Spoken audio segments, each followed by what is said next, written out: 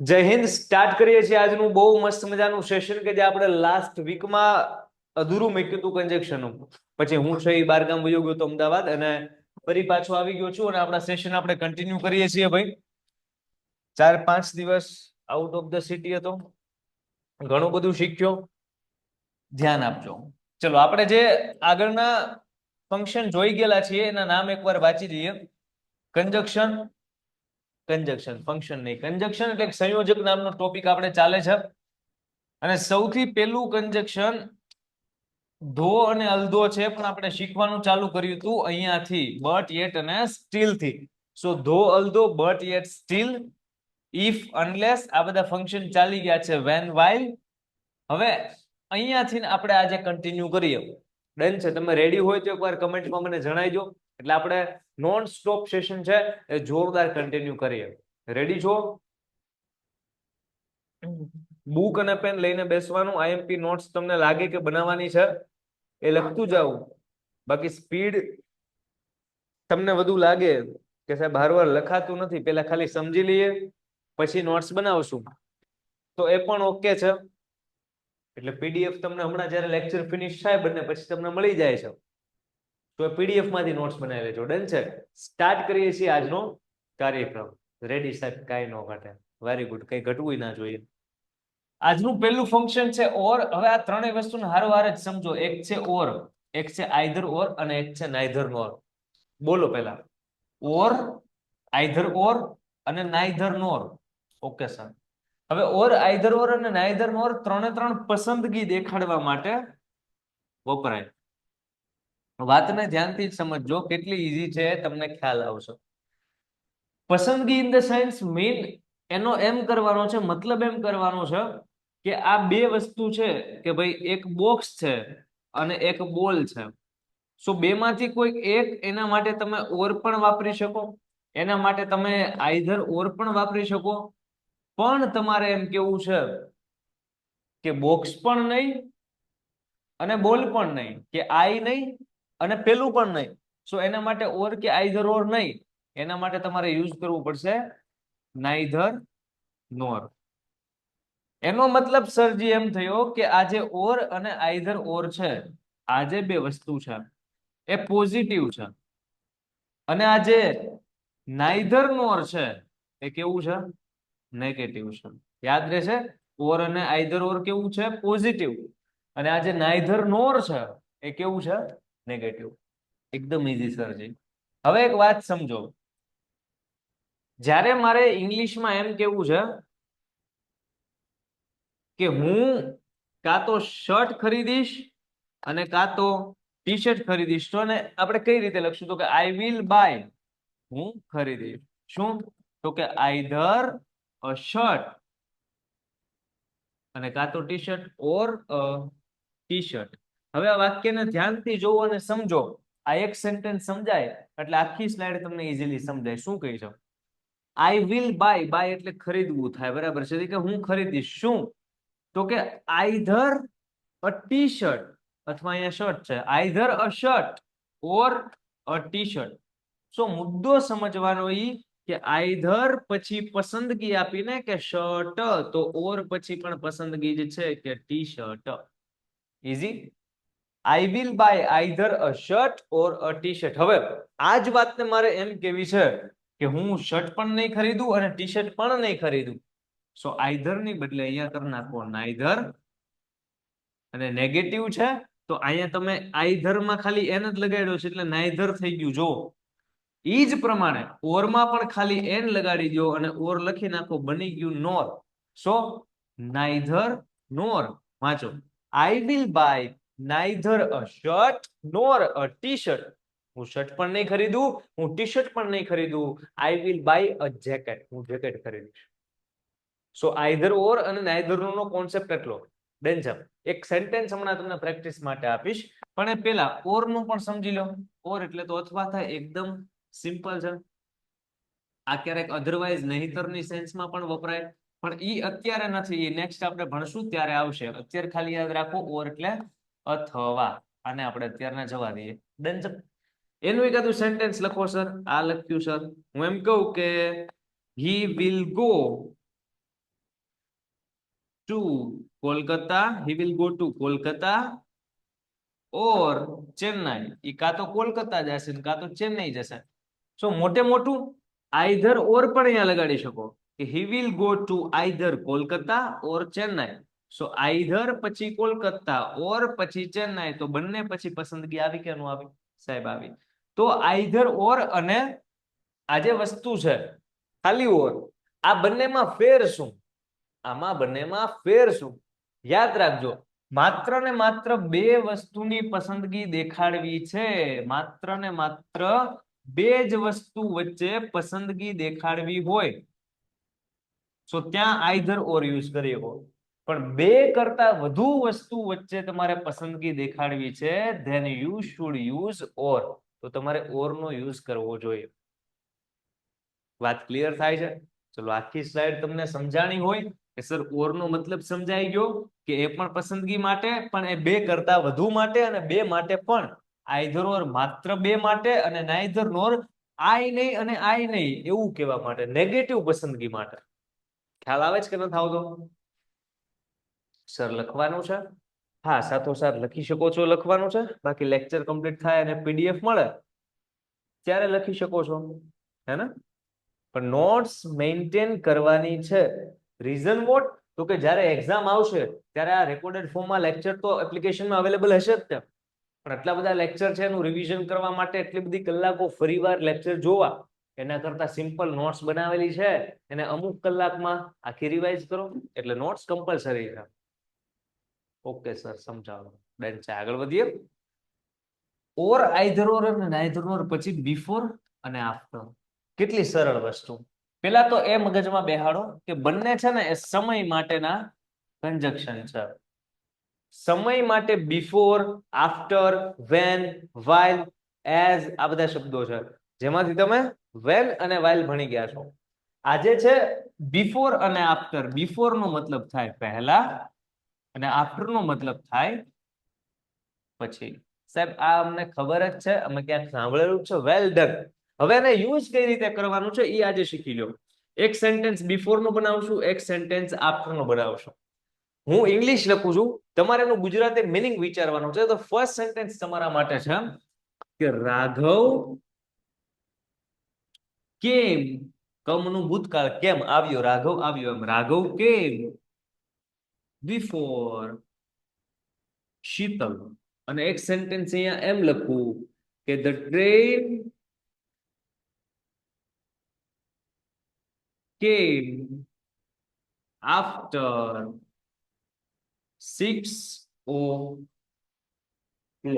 ચલો બંનેના મને ગુજરાતી તમારે વિચારવાના છે અને કહેવાના છે.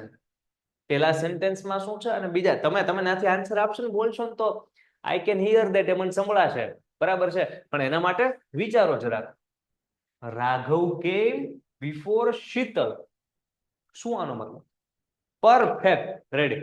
સાહેબ રાઘવ આવ્યો કોની પહેલા? તો શીતલ ની પહેલા. એનો મતલબ કે રાઘવ કેમ, રાઘવ આવ્યો બિફોર શીતલ, શીતલ ની પહેલા. એટલે પેલું કોણ આવ્યું છે? પેલું કોણ આવ્યું છે? પેલો રાઘવ આવ્યો છે.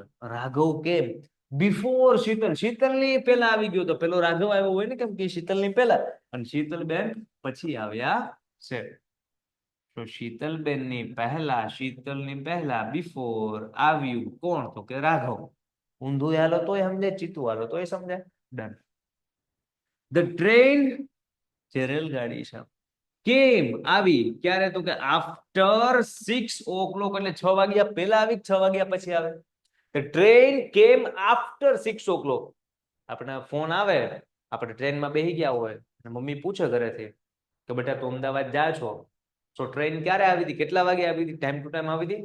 6 વાગ્યાની સમય તો 6 વાગે આવી હતી. ના મમ્મી, ધ ટ્રેન કેમ આફ્ટર 6 o'clock. કે 6 વાગ્યા પછી ટ્રેન આવી હતી. ઈઝી, સમજાય છે? ચલો બિફોર અને આફ્ટર ક્લિયર થતું હોય મને કમેન્ટમાં એકવાર જણાવી દો. હારોહાર આગળ વધવાનું છે.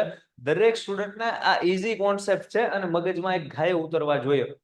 ના સમજાય એ છતાં ડાઉટ લાગે, બિંદાસ કમેન્ટ કરી દો, હે ને?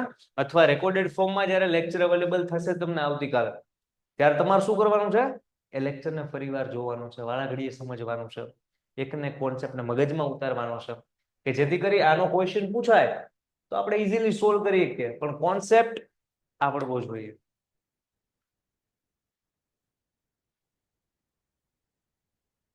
આગે बढ़ा જાય. ડન છે. ચલો સર લેક્ચરનો ટાઈમ 7 વાગ્યાનો રાખવાનો. ભાઈ એ પોસિબલ ના થાય, કેમ કે બાકી બધા લાઈવ સેશન ચાલુ જ હોય કન્ટિન્યુઅસલી, એટલા માટે. નકર ના વિચારી શકીએ તમારી અનુકૂળતા પ્રમાણે તે, પણ બાકી બધા સેશન્સ હોય એના ટાઈમિંગ્સ ચેન્જ કરવા પડે તો એ અત્યારનું કરવું પડે, પણ એ અત્યારનું સેટ થઈ ગયેલું હોય, બેચ ઓલરેડી કન્ટિન્યુ હોય, એટલે બધું મિક્સઅપ થઈ જાય ને ટાઈમ ટેબલ. ચલો આગળ વધીએ છીએ. કે છે અધરવાઇઝ અને ઓર એલ્સ બંનેનો મતલબ છે ને શું થાય ખબર છે? નહીતર. શું થાય? નોર્મલ ભાષામાં કહું તો ધમકી આપવા માટે વપરાય. ધમકીનો મતલબ શું અહીંયા કરું છું? આપણે એમ કહીએ ને કે ઘણા શિક્ષકો એવું કે હા લેશન કમ્પ્લીટ હોવું જોઈએ, નકર 10 વાર લેશન આવશે. નકર બોલો ન કર, નકર એટલે નહીતર છે ને. સો અધરવાઇઝ અને ઓર એલ્સ નો મતલબ જ થાય છે નહીતર. સાહેબ આ તો ઈઝી આવડશે, કેમ કે આ તો બહુ સાંભળેલું. હા, તો એનો ઉપયોગમાં લ્યો. હવે કેમ ઇંગ્લિશમાં લખશું આને? એને લખશું sir do your work on time. સાહેબ આવું બોલે ને, સમયસર તમારું કામ કરી નાખજો. Do your work on time. Otherwise નહીતર આઈ વિલ પનિશ યુ. નહીં તરીકે હું તમને પનિશમેન્ટ આપીશ. સો આ શું થયું? અધરવાઇઝ નું સિમ્પલ એક્ઝામ્પલ કે જેના દ્વારા આપણને સમજાય કે ના સાહેબ અધરવાઇઝ નો મતલબ અહીંયા નહીતર ના અર્થમાં જ થયો છે. કે do your work on time. On time, સમયસર તમારું કામ કરો. Do your work on time. Otherwise નહીતર આઈ વિલ પનિશ યુ, નકર તમને પનિશમેન્ટ આપીશ. હજુ એકાદું એક્ઝામ્પલ લઈએ અને એમાં આપણે ઓર એલ્સ લખીએ. સો વાત કેમ બનશે ખબર છે? વાત ઈઝી બનશે. હું એમ કહું સ્પીક ફાસ્ટ. ઝડપથી ફાસ્ટ બોલો, મતલબ આમ નહીં, ઈ ફાસ્ટ બોલવાનું લાઉડલી કહેવાય. સ્પીક લાઉડલી એમ કહેવાય, પણ અહીંયા સ્પીક ફાસ્ટ ઝડપથી બોલો. Speak fast or else time will finish of your interview. Interview question પૂછ્યો છે, છેલ્લી 1 મિનિટમાં એ ભાઈને આખો મોટો લાંબો જવાબ દેવાનો છે. હવે ધીમે ધીમે આન્સર દે છે. શું આન્સર કમ્પ્લીટ જ નહીં થાય. એને આખો પ્રોપર આન્સર દેશે તો એને સર સિલેક્ટ કરશે, તો એને જે કઈ જોબ છે મળશે, તો એનું પરફોર્મન્સ સારું. પણ નહીં, એ ભાઈ ધીમું બોલે છે. એટલે કોઈ કે સલાહ આપી એના ભાઈબંધે બહારથી, ઓય સાંભળ, સ્પીક ફાસ્ટ, ઝડપથી બોલ. ઓર એલ્સ નહીતર time will finish of your interview. નહીતર તારા ઇન્ટરવ્યુ નો જે ટાઈમ છે ફિનિશ થઈ જશે. સમજાય છે? સો આ સેન્ટેન્સમાં અહીંયા આપણે ઓર એલ્સ નો યુઝ કર્યો, અને ઈ તે નહીતરની સેન્સમાં. ઉપર છે આપણે અધરવાઇઝ નો યુઝ કર્યો, અને ઈ પણ નહીતરની સેન્સમાં. એનો સીધો મતલબ એમ થાય કે જ્યારે તમને ઓપ્શનની અંદર અધરવાઇઝ આપેલું છે તો વેલ ડન, પણ નો આપેલું હોય તો અધરવાઇઝ જેવું જ એનો ભાઈ ઓર એલ્સ ઈ ગોતી નાખવું. અને જ્યારે ઓર એલ્સ નું આપ્યું હોય ત્યારે અધરવાઇઝ ગોતો, હે ને? જ્યારે ઓર એલ્સ ના આપેલું હોય ત્યારે. એટલે આ બે સેન્ટેન્સમાં ઓર એલ્સ એ ચાલે ને અધરવાઇઝ એ ચાલે, કેમ કે બેયનો મતલબ નહીતર જ થાય. ઈઝી. ઓર એલ્સ અને અધરવાઇઝ ક્લિયર થતું હોય કમેન્ટમાં એકવાર મને યસ લખી દો, એટલે ખ્યાલ આવે કે અહીંયા સુધી સમજાય છે કેમ છે. ઈઝી છે ને? કંજક્શનમાં કઈ લેવાનું છે નહીં. પણ હા, ફોકસ રાખવું પડે પૂરેપૂરું, તો સમજાય. બાકી એવા પણ સ્ટુડન્ટ હોય કે સમજાવીને ગાંડા થઈ જાવ તો એને ના સમજાય. કેમ? તો કે એનું ફોકસ નથી. બાકી દરેક શિક્ષક પોતપોતાની રીતે બેસ્ટ જ સમજાવતા હોય. થાય ને એવું, આપણને એમ થાય સ્કૂલમાં નથી સમજાતું સાહેબ, ને ટ્યુશનમાં નથી સમજાતું, ને અહીંયા સમજાય છે. તો એવું કેમ થાય? મનની માન્યતા, આપણું ફોકસ ત્યાં ઓછું રહેતું હોય, ક્યાંક વધુ રહેતું હોય. જ્યાં રહેતું હોય જાજુ ને સમજાય, ફોકસ ન રહેતું હોય ત્યાં કઈ ન સમજાય, કોઈ ન સમજાય. ચલો ડન છે. જય હિન્દ સરજી. હાજી. ચલો નેક્સ્ટ કન્જક્શન છે આપણી વચ્ચે ઉપસ્થિત છે, એનું સ્વાગત કરો. કેમ? તો કે સમયને લગતું છે, અને સમય ને સાચવી લ્યો સમયસર, તો સમય તમને સાચવી લેશે, એવી ગુજરાતીમાં કહેવત છે. સિન્સ અને ફોર બંને સમય દેખાડે. સિન્સ જે છે ને, ધ્યાન આપજો, મસ્ત મજાનું, એ ચોક્કસ સમય દેખાડે. કેવો સમય દેખાડે? ચોક્કસ સમય માટે આ ગામમાં સિન્સ નામનું શબ્દ છે. અને સમયગાળો તમારે દેખાડવો હોય, શું દેખાડવું છે સાહેબ? સમયગાળો એટલે ડ્યુરેશન. ડ્યુરેશન સાહેબ ઈ તમે નવું લાવ્યા ભાઈ, હું કઈ નથી લાવ્યો, ધ્યાન આપો. એક વાત તમને પૂછું, તમારે મને કમેન્ટમાં આન્સર આપવાની, બરાબર છે? હું તમને એમ કહું કે 3 વાગે મૂવી શરૂ થયું, 3 વાગે, ધારો કે બપોરના 3 વાગે, 3 PM મૂવી શરૂ થયું. સો આ ચોક્કસ સમય છે કે સમયગાળો છે? કમેન્ટ કરો જોઈએ મને. ચોક્કસ સમય હોય તો સિન્સ લખો, અને સમયગાળો હોય તો ફોર લખો. 3 PM માટે શું લખશો તમે? હે ભાઈ, 3 PM એ ચોક્કસ સમય હોય તો સિન્સ લખો, અને તમને લાગે કે 3 વાગે સમયગાળો કહેવાય સાહેબ, તો ફોર લખો. ચલો જોઈએ શું વિચારો છે સ્ટુડન્ટ્સના. Very good. સિન્સ એટલે ખ્યાલ તો આવે છે સાહેબ, 3 વાગ્યા એ ચોક્કસ ટાઈમ કહેવાય. હવે 3 વાગે મૂવી શરૂ થયું અને 6 વાગે મૂવી પૂરું થઈ ગયું, 3 કલાકનું મૂવી. સાંભળજો, હવે આ 3 વાગ્યાને તમે સિન્સ કીધો, તે ચોક્કસ સમય. એ જ પ્રમાણે 6 વાગ્યાને સિન્સ કહેવાય કે ન કહેવાય? કમેન્ટ કરો. 6 વાગ્યાને શું કહેવાય? એ ચોક્કસ સમય છે કે નથી? કમેન્ટ કરો. ચલો, 6 વાગ્યાને શું કહેવાય? છે કે નથી? 6 વાગે ભાઈ, 6 વાગે સાહેબ નિશાળેથી છૂટવી, એમ નહીં ભાઈ. 6 વાગે વેરી ગુડ, સિન્સ જ કહેવાય. નથી, એક એક એશા બેન કહે છે કે નથી? છે બેન, છે. કેમ, હું તમને સમજાવું. રોનિતભાઈ ના પાડે છે. ના ના, એ કે સાહેબ હન, એને કહેવાય જ નહીં સિન્સ. કેમ કહેવાય એને સાહેબ? કહેવાય જ નહીં. કે સમજાવું, ધ્યાન આપો. 3 વાગે તો એ ચોક્કસ ટાઈમ કહું છું. કેટલા વાગે તો એ કહે છે 3 વાગે, તો એ ચોક્કસ ટાઈમ થયો. કેટલા વાગે મૂવી ચાલુ થયું? 3 વાગે, ચોક્કસ ટાઈમ. કેટલા વાગે મૂવી પૂરું થયું? તો કે 6 વાગે, ચોક્કસ ટાઈમ.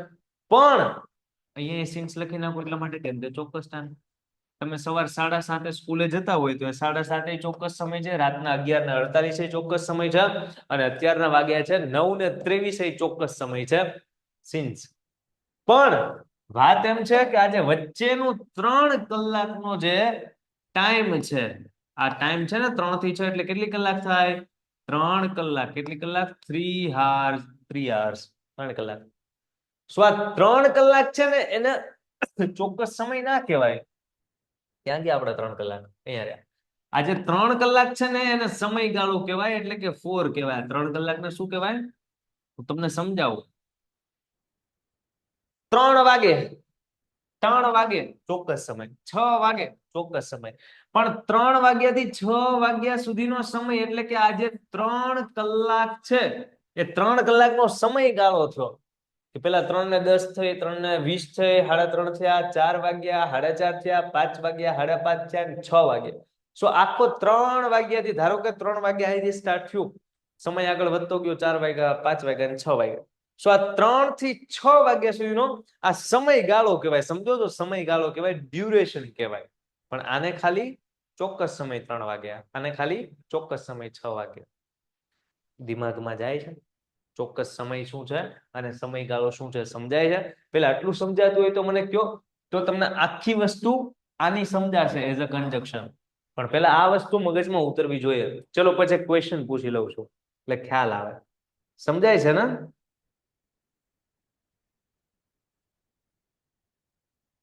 Well done. ચલો, સો એક ક્વેશ્ચન તમને પૂછી લઉં. આજે હું તમને ટાઈમ કહું છું, એ કેવો ટાઈમ છે મને કમેન્ટમાં તમે આન્સર આપો, બરાબર છે? હું તમને એમ કહું કે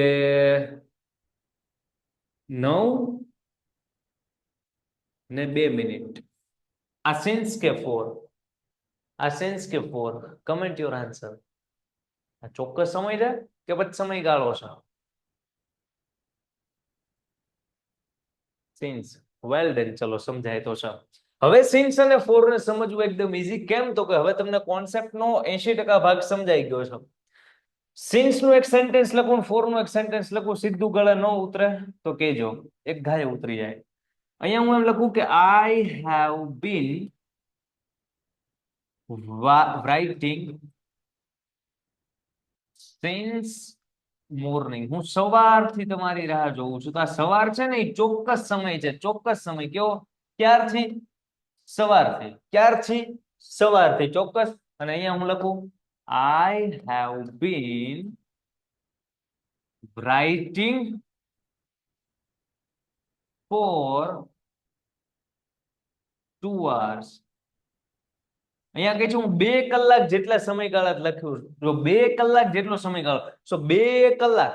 તમે આંકડો ન પકડતા કે સાહેબ ચોક્કસ ટાઈમ તો આપ્યો 2, તો અહીંયા 3 ચોક્કસ હતું 3 નહીં, એ 3 કલાક હતું. 3 કલાકનો સમયગાળો કહેવાય, સમજો ને? 1 કલાક, બીજી કલાક ને ત્રીજી કલાક એમ. સો અહીંયા સેમ એ વસ્તુ એપ્લાય કરો કે 2 કલાક, તો એ 2 કલાક છે શું છે? 1 કલાક, 1.5 કલાક ને 2 કલાક. આ સમયગાળો છે. તો સમયગાળા વાળા વાક્યમાં આપણે શું લખ્યું છે? ફોર લખ્યું છે. અને જ્યાં ચોક્કસ સમય છે ત્યાં શું લખ્યું છે? સિન્સ લખ્યું છે. બંને વાક્યને એકદમ નિરાતે સમજી લો, એકદમ વ્યવસ્થિત. પછી સમજાય કે ના સાહેબ હવે સમજાય ગયા, તો કમેન્ટમાં યસ લખો. નિરાતે જોવો અને સમજો મસ્ત શું કહેવા માંગે છે. સમજાય છે? I have been writing since morning, કે ચોક્કસ સમય સાહેબ સવારથી. અને I have been writing for 2 hours, કે સાહેબ હું લખી રહ્યો છું પણ 2 કલાક જેટલા સમયગાળાથી. I have been writing for 2 hours એટલે અલીઅબ્બાસભાઈ હું 2 કલાકથી લખી રહ્યો છું.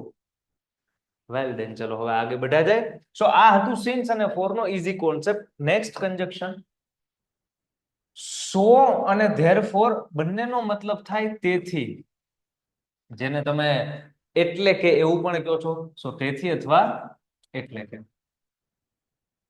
હવે બંનેને સમજતી વખતે એક વસ્તુ મગજમાં રાખો, પરિણામ દેખાડે, રિઝલ્ટ દેખાડે. શું દેખાડે? આપણે જ્યારે ફંક્શન ભણતા હોઈએ ત્યારે એની અંદર આવે શોવિંગ રિઝલ્ટ. સો અને ધેરફોર. ડન છે. સો અને ધેરફોર નો યુઝ કેટલો ઈઝી જોજો. આઈ એમ સેજ આપણે માર્કરને વ્યવસ્થિત કરી નાખીએ. ઓકે, હું એમ કહું કે આઈ એમ વર્કિંગ હાર્ડ, હું સખત મહેનત કરી રહ્યો છું. I am working hard.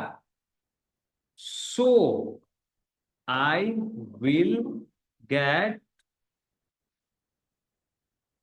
Good marks, એટલા માટે મારે સારા માર્ક્સ આવશે. વાક્ય ધ્યાનથી જો સમજો. આઈ એમ વર્કિંગ હાર્ડ, હું સખત મહેનત કરી રહ્યો છું. I am working hard. તેથી, એટલે, so I will get good marks, મને સારા માર્ક્સ આવશે. ઈઝી. હવે જ્યાં સો લખો છો ને ત્યાં તમે ધેરફોર લખ નાખો, કઈ ફેર પડે નહીં. જેમ તમે ઓલામાં કેમ અધરવાઇઝ અને ઓર એલ્સ એક હરખું લખતા હતા, અધરવાઇઝ લખો ઓર એલ્સ, કાંઈ ફેર ન પડે, કાંઈ ફેર ના પડે. સેમ સો લખો કે ધેરફોર લખો, કઈ જ જાતનો ચેન્જ થાય નહીં. ડન છે. હજી એકાદું સેન્ટેન્સ લખો એટલે મગજમાં થોડીક વાત ક્લિયર થાય. શું કહું છું ખબર છે? રોનક runs fast, therefore he can win the race easily. વાક્યનું Gujarati કરવાની ટ્રાય કરો, સમજવાની ટ્રાય કરો, હે ને? સેજ પ્રયત્ન તમારી સાઈડથી પણ હોય તો મને ગમે. શું કહે છે? રોનક રન્સ ફાસ્ટ. રોનક છે ને એ નોર્મલી ઝડપથી દોડે, સાદો વર્તમાન કાળ, કેમ કે એસ આવ્યો, એ બધું જોવા દો. રોનક રન ફાસ્ટ, રોનક ઝડપથી દોડે. એટલે મને એવું લાગે છે કે ધેરફોર, તેથી, he can win the race easily, એ ઇઝીલી રેસને જીતી જશે. વાત સમજે? સો પહેલા અને બીજા વાક્યમાં બંનેમાં સો અને ધેરફોર નો યુઝ થયો કે હું સખત મહેનત કરું છું એટલે મારે સારા માર્ક્સ આવશે. રોનક ઝડપથી દોડે છે એટલા માટે એ રેસને ઇઝીલી જીતી શકશે. સો અને ધેરફોરે અહીંયા પરિણામ દેખાડ્યા. ઈ સમજો કે ક્યાં દેખાડ્યા. હું સખત મહેનત કરું છું તેનું પરિણામ શું આવશે? તો કે સાહેબ આઈ will gate Sara marks, I will get good marks. છે ને આ રિઝલ્ટ, આ પરિણામ છે ને? હાજી સર, પરિણામ છે, સાબિત થઈ ગયું. રોનક રન ફાસ્ટ, રોનક ઝડપથી દોડે તો શું? તો કે સાહેબ he can win the race easily, ઈ રેસ જીતી જશે ઇઝીલી.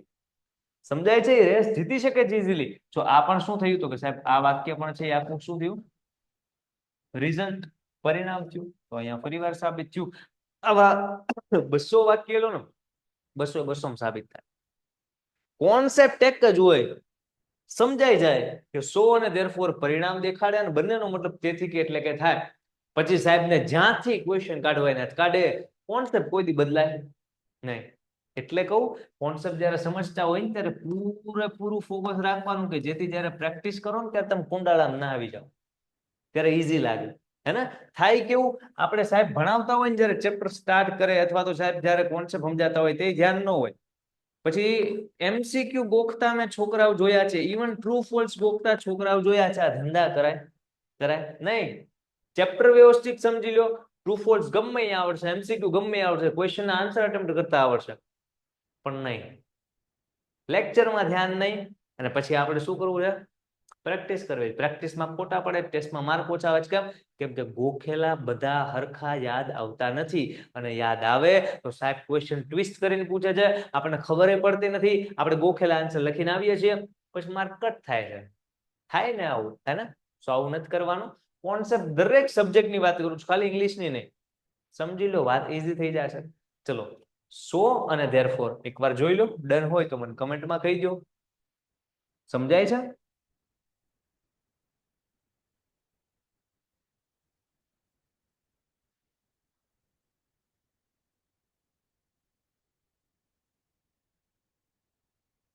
પટેલ જ્યોતિબેન નો ક્વેશ્ચન છે, સર આ કયા ટાઈમે કયું વાપરવાનું?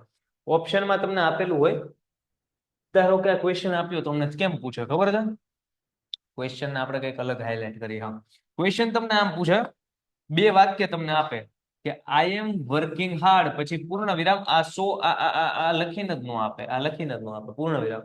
અને આઈ વિલ ગેટ ગુડ માર્ક્સ, અહીંયા સુધીનું આ બીજું વાક્ય તમને આપે. તમને કાઉન્સની અંદર 3 ઓપ્શન આપે કે તમે આ કાઉન્સમાં સો લખશો, આ કાઉન્સમાં એન્ડ લખશો, કે આ કાઉન્સની અંદર બટ લખશો. તો આપણને ત્રણેયનો મતલબ ખબર હોવી જોઈએ. બટ એટલે પણ થાય, એન્ડ એટલે અને થાય, અને સો એટલે તેથી થાય. હવે વિચારવાનું કે હું સખત મહેનત કરું છું, I am working hard, but I will get good marks, પણ મને સારા માર્ક આવશે. હું સખત મહેનત કરું છું પણ મને સારા માર્ક્સ આવશે. આવું કોઈ બોલે? ન બોલે ને.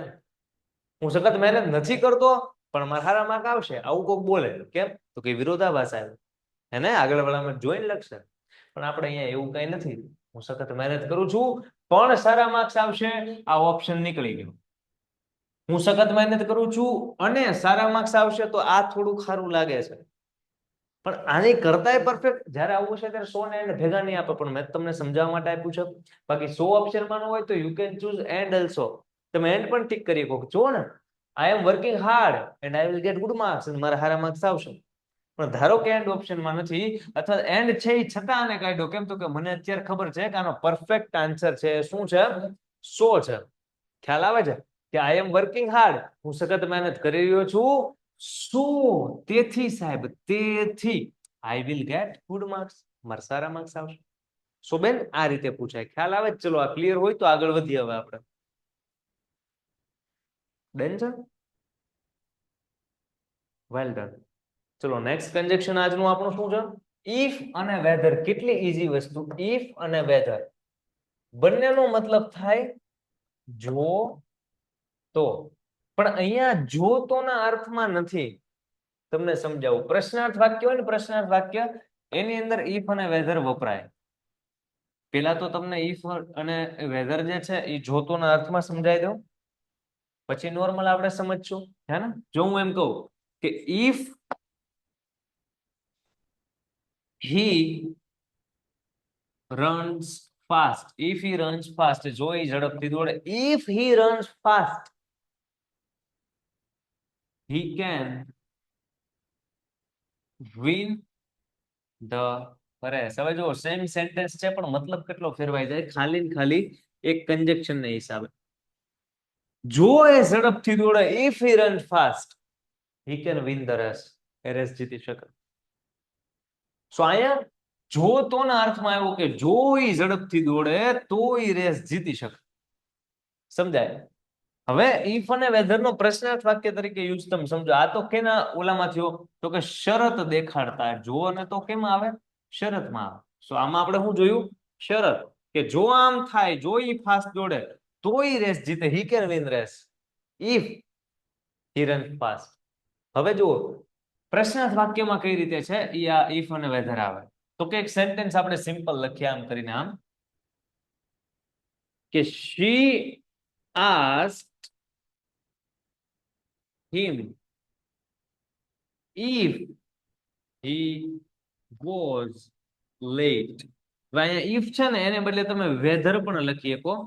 બંને તમને એક હારોહાર સમજાવું શું કહેવા માંગુ છું. ઇફ અને વેધર બે માંથી જે લખવું હોય એ લખી શકો અહીંયા. ડન છે? સમજો. she asked him, એને પૂછ્યું શું? તો કે he was late, કે લેટ હતા કે નહીં. તો અહીંયા asked એટલે પૂછવું એવા અર્થમાં થાય. જ્યારે asked વાળા ક્વેશ્ચન હોય ત્યારે ઓપ્શનમાં ઇફ અથવા વેધર હોય તો ટિક કરીને વયું જવાનું, કેમ કે આ બે જ કન્જક્શન છે. આ કન્જક્શન છે. શું છે? ટોપિક ભણીએ છીએ કન્જક્શન છે, હે ને?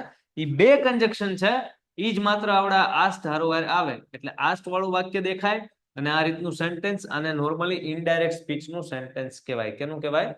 સો ઇનડાયરેક્ટ સ્પીચમાં પ્રશ્નાર્થ વાક્ય જ્યારે તમને કહે છે ત્યારે એના કન્જક્શન તરીકે ઇફ અને વેધર આવે.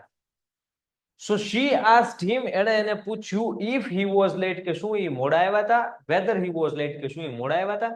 સો પ્રશ્ન પૂછવા માટે asked નામનું અહીંયા રિપોર્ટિંગ વર્બ છે, અને if અને whether છે એ એઝ અ કન્જક્શન એટલે કે સંયોજક તરીકે વપરાયેલા છે.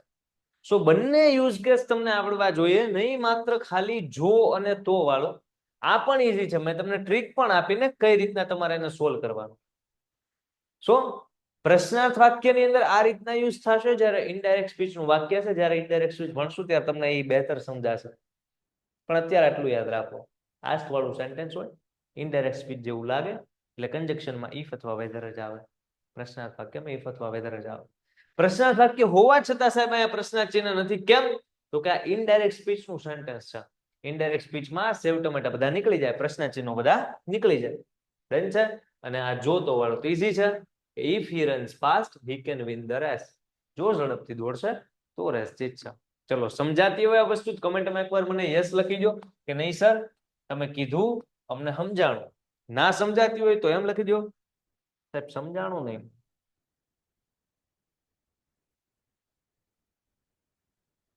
ડન છે? आगे बढ़ा जाए? आगे बढ़ो, बढ़े ना? Well done. चलो નેક્સ્ટ કન્જક્શન છે એ શું છે? નેક્સ્ટ કન્જક્શન છે હિતેશ સર, અબ્બાસ સર, આ ભાઈબંધ અને વિવેક સર. ચલો આગળ વધીએ છીએ. શું કહે છે?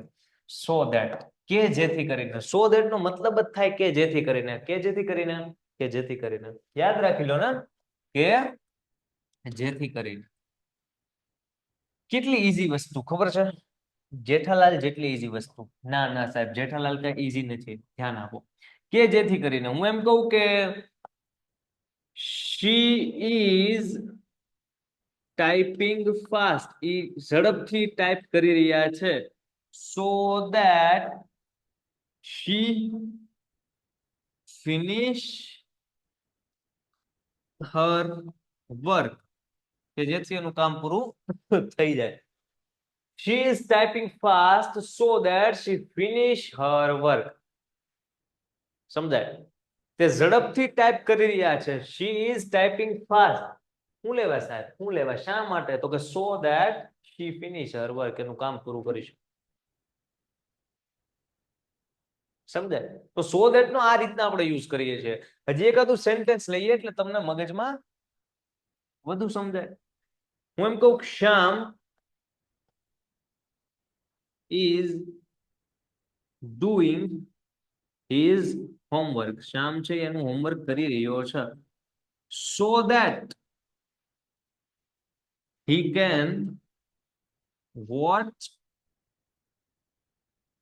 TV after that. મસ્ત સેન્ટેન્સ, સમજવા જેવું. શું કહે છે કવિ અહીંયા? કવિ કહે છે સાહેબ કે શ્યામ is doing his lesson. Shyam is doing his homework, મતલબ શ્યામ છે એનું હોમવર્ક કરી રહ્યો છે. શા માટે? તો કે સાહેબ so that, કે જેથી કરીને પછી ઈ ટીવી જોઈ શકે. so that he can watch TV. ક્યારે? after that. એના પછી. after એટલે આવ્યું ને એના પછી પછી હે ને? so after that એટલે કે લેશન કર્યા પછી he can watch TV. એટલા માટે એનું લેશન કરી રહ્યો છે. બંને વાક્યને એકદમ ધ્યાનથી ને વાંચો, એકવાર સમજો શું કહે છે, મગજમાં કોન્સેપ્ટ બેસાડો, પછી સમજાય કે નહીં સર સો ધેટ એટલે કે જેથી કરીને એનો યુઝ આમાં આ રીતે થયો હતો અને આમાં પણ એ જ રીતે થયો હતો. સમજાય તો કમેન્ટમાં એકવાર યસ લખો. I will give you a pen so that you can write nicely. સાચું છે હર્ષભાઈ, વેલ ડન. હું તમને પેન આપું કે જેથી તમે સરસ રીતે લખી શકો. પરફેક્ટ. સમજાય છે ને કઈ સેન્ટેન્સમાં છે નહીં, કઈ કન્જક્શનમાં છે નહીં. પણ વાત ખાલી ને ખાલી એટલી છે, મેં તમને કીધું એમ, જો ફોકસ હશે તો ઈઝી લાગશે, ફોકસ નહીં હોય તો એમ થશે કે આ શું કાર્યક્રમ આણે ચાલુ કર્યો છે. કાંઈ કાર્યક્રમ નથી ભાઈ, ડાયરો છે, ઈઝી છે, રિલેક્સ રહીને ભણી શકો અને આ કન્જક્શન એકદમ આમ હેવી માથા ઉપર મેકીને ભણી શકો. આનો સ્પેલિંગ જેટલો લાંબો છે ને કે કંજક્શન એકાદી બે વાર લખો તો કદાચ ભૂલે પડે, પાકો કરો તો ન પડે, બનાવો તોય ન પડે, પણ એના નામ જેવડો આ ટોપિક છે જ નહીં. એકદમ ફુદ્દુ ટોપિક છે, એકદમ ઈઝી ટોપિક છે. તમને અઘરો લાગે છે કે ઈઝી લાગે છે ભાઈ? કમેન્ટ કરો છો ભાઈ. તમે એક ઈઝી ઈઝી કરો, મને અઘરો લાગે છે એવું કોઈ નથી ને? તો કહેજો પાછા હા, કેમ કે પ્રયત્ન એવો રહેતો હોય તમારામાંથી દરેકને સમજાય. સર હજી એકવાર સમજાવો. હા મિહિરભાઈ સમજાવું, સો ધેટ સમજાવું. ચલો ત્યાં સુધી બાકીના મને કમેન્ટમાં રિસ્પોન્સ આપી દો. ભાઈ સો ધેટ નો મતલબ થાય કે જેથી કરીને, બરાબર છે મિહિરભાઈ? તમે ધ્યાન આપજો. she is typing fast. તે ઝડપથી ટાઈપ કરી રહ્યા છે. સાહેબ હું કામ ઝડપથી ટાઈપ કરી રહ્યા છે? તો કે so that કે જેથી કરીને she finish her work. એનું કામ પૂરું કરી શકે એટલા માટે. સમજાય? બીજું sentence, Shyam is doing his homework. શ્યામ એનું લેશન કરી રહ્યો છે. શ્યામ is doing હું his homework એનું લેશન.